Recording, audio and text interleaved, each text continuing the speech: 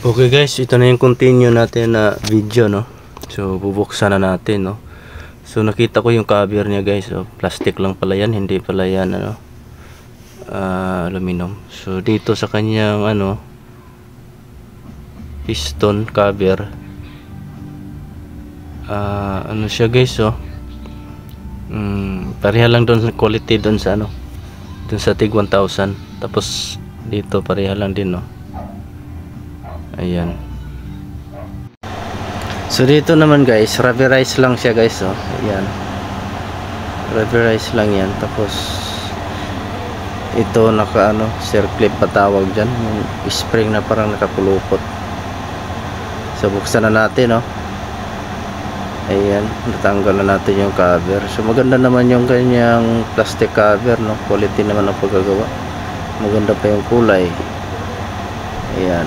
So silipin na natin yung piston kung plastic ba or hindi. So ayan guys, parang siya, aluminum, no, o zinc ba yung tawag dyan. Hindi siya plastic, hindi gaya dun sa una kong nabili na portable pressure air compressor, no. So same pa rin ang quality ng gawa guys, makikita nyo dyan, no. Naka-stamp yata tawag dyan. So yan ang quality niya, medyo okay to kaysa dun sa TIG 1000. So yung motor niya sa ilalim, open siya dito guys, makikita nyo yung loob. Ayan, makikita yung loob niya. So silipin natin yung piston ring niya kung rubber ba or hindi. So dito guys, pwede na natin siyang matanggal. Kung makita nyo yung Allen wrench, I mean, yan, yung bolt na yan, may butas kasi dito sa baba, So dito sa piston cover niya guys, makikita natin may butas din, siguro sa intake yan ng hangin. Ayan, may butas. Okay naman para sa akin. Ayan guys, buksan na natin yung kanyang piston. So dito makikita natin hindi siya rubber talaga, no. Magandang klaseng pagkagawa, ano mang tawag dyan. Kaya pala mabilis siya magkarga ng hangin. Na-testing ko siya guys, mabilis magkarga. Maganda nga pala pagkagawa. So may reason naman din sila bakit mas mahal to kaysa dun sa TIG 1000 lang. So sa TIG 1000 times 2 ang price. Ito nagkahalaga ito ng 2,000 to 2,500, no. So siguro sulit na guys, no. Kasi kailangan kasi natin matibay, pagdating doon sa foaming. Gagamitin ko kasi ito sa foaming guys. So yan guys, quality, mas quality ito kaysa doon sa nabili kong TIG 1000. Mas quality ito guys. Tapos ito rubberized din. Tapos yan, ito lang medyo alanganin para sa akin to, kasi nagkaano lang, pulupot lang dito, no. Pag once na may sumingaw, singaw na. Pag ito'y bumigay yung spring na to, singaw na yan. Kasi yung doon sa may, yung isa kong compressor, meron siyang o-ring sa loob, pinapasok siya tapos may o-ring. So malalaman na lang kung sinong quality sa kanila, no. Pero para sa akin doon ako, kasi ito mahirap paghanap ng parts nito. Doon pag bumigay yung o-ring nun, hanap ko lang ng mabilhan. Okay guys, no, yan ang nakita ko dito. Quality yung kanyang pagkagawa. Ito lang, medyo pareha lang talaga dun sa TIG 1000. Ito hindi ko nagustuhan yan, kasi naka plastic lang. Katagalan dyan, nalo-loose thread dyan pag tinatanggal natin, di ba? Pero binubuksan ko lang para sa inyo, no. At saka ako din, gusto ko din malaman kung sinong quality sa kanila. So yan, tingnan natin yung ilalim nito. So dito siya guys, may mong butas, dito pala humihigop ng hangin yan, itong butas na maliit yan. So dito sa ilalim niya, so ayan, dito nga pumapasok yung hangin. pag mag-intake siguro. So mayroon din siyang o-ring na itim. So hindi siya umaasa sa grasa, no? Hindi gaya doon sa tig 1,000 na daming grasa nilalagay nila, no? Ibig sabihin pag natuyuan ang grasa yun, dapat lagyan mo talaga. Kailangan mo i-monitor yung grasa, no? So kaya pala para sa akin guys, mas malakas to mag-pump ng hangin kaysa doon sa tig 1,000. Kahit na 1,000, kahit na 150 PSI, hindi naman wala namang nagsusukat dun eh. So dito guys, so nakita ko bakal talaga guys ginagamit nila dito, hindi plastic, no? I mean hindi siya bakal eh, may pagka-aluminum. Hindi naman siya bakal, pero hindi naman siya bakal guys, hindi rin siya plastic. So hindi siya bakal ang ginamit dito, pero may pagka-aluminum, no? Yun, aluminum yata yan, oh.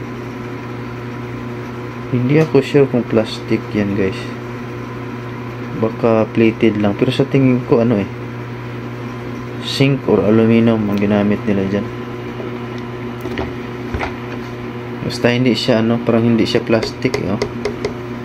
Hindi plastic, hindi gaya doon sa isa kong nabili na tig 1,000, no?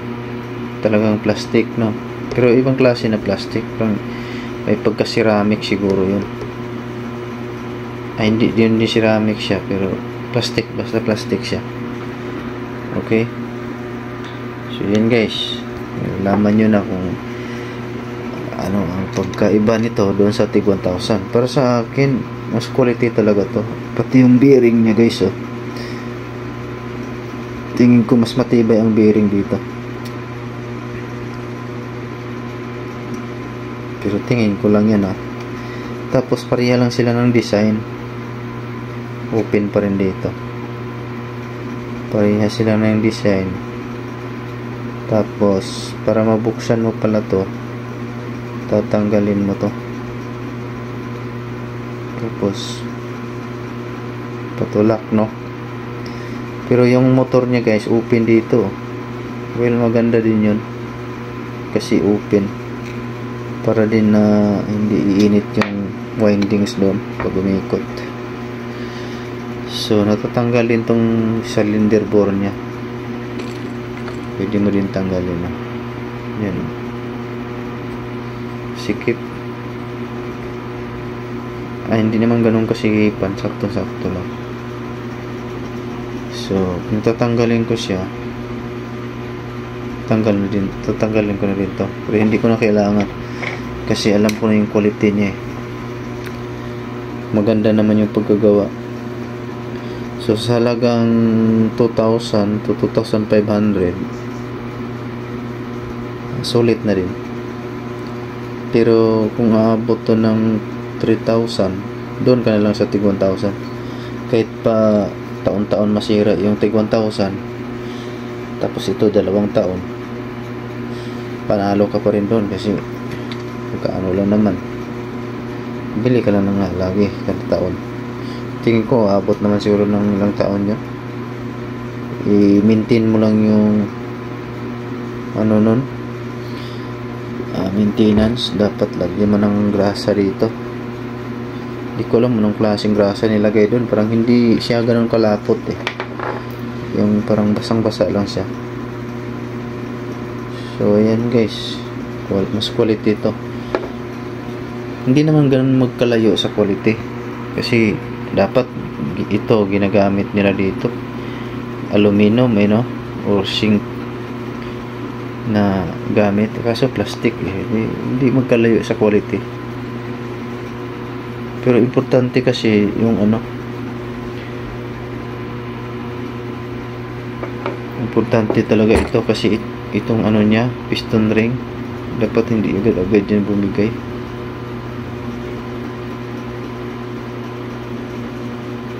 Kasi once na bibigay yan, wala na. Pero nag-research ako sa Lazada, mayroong mga parts sila nito guys. Ito meron akong nakita na parts, pati yung ano tig 1,000. Kaso bilhin mo buo, pati piston yung tinatawag na connecting rod. Yan, connecting rod kasama na yan, pati bearing, tsaka itong ano, ayan yung mayroong bolt kasama na yan. Parang 100 mahigit. Sa ganito naman mahal, 200 yata. So at least may parts, no, in case masira. Ito matagal-tagal ito sirain kasi yan, no, matibay na nilagay nila dyan. Hindi siya rubber, kasi ang rubber nabubulok katagalan eh. Nabubulok yan, parang gulong yan ng motor. So pag sa quality, mas quality ang total. Pero kung sobrang mahal naman, buti nga nag-promo to eh, nabili ko lang siya ng 1,660, kaya kinuha ko na. So okay guys, quality. Tsaka ang bilis niya magkarga ng hangin, quality. Dahil nga dito mas mahina pa magkarga yung isa ko, yung tig 1,000 lang na walang brand. Ito mabilis kasi wala siyang tapo na hangin, no? Sagap talaga pag pasok nito eh. Okay, mayan lang yata ang ipakita ko sa inyo guys, no? Yan, maganda yung switch niya, may ilaw siya sa switch. So ito na lang bilhin nyo guys, total ang brand. Kaso yung motor niya armature type, hindi siya naka brushless. So may kadalian din na sira ang armature kasi nga naka siya, nakabis siya doon sa sa kanyang carbon brush. May friction na nangyari dyan. So pag may friction dyan, pag napudpud yung carbon brush tsaka yung armature, palit ka na buong armature, or ipa-rewind. Hindi mo naman ipa-rewind eh, yung kanyang lang, connecting, tawag nun yung magaling sa electric motor, alam nila yun eh, yung nagkukontak dun sa carbon brush kasi napupudpud yun eh. Yun ang siguro ipapalitan ng bago, susolda nila ulit, tapos ipa-machine shop yun, magastos din. Okay, hanggang dito na lang. So ang kanyang cover guys, hindi pa rin siya aluminum, plastic lahat yan. Kumbaga piniki lang nila sa kulay, no, para magmumukhang bakal or aluminum. So wala na yata akong nakalimutan, yun lang. So may habol pa pala ko guys, itong dapat pala kanina nung tinisting ko to, yung wire niya nag-init dun sa motor ko. Hindi naman matagal na gamit pero umiinit to eh, kasi pinaandar ko ang motor ko bago ko siya ginamit. Dapat pala guys, huwag mong paandarin, lalo na sa mga kotse, kasi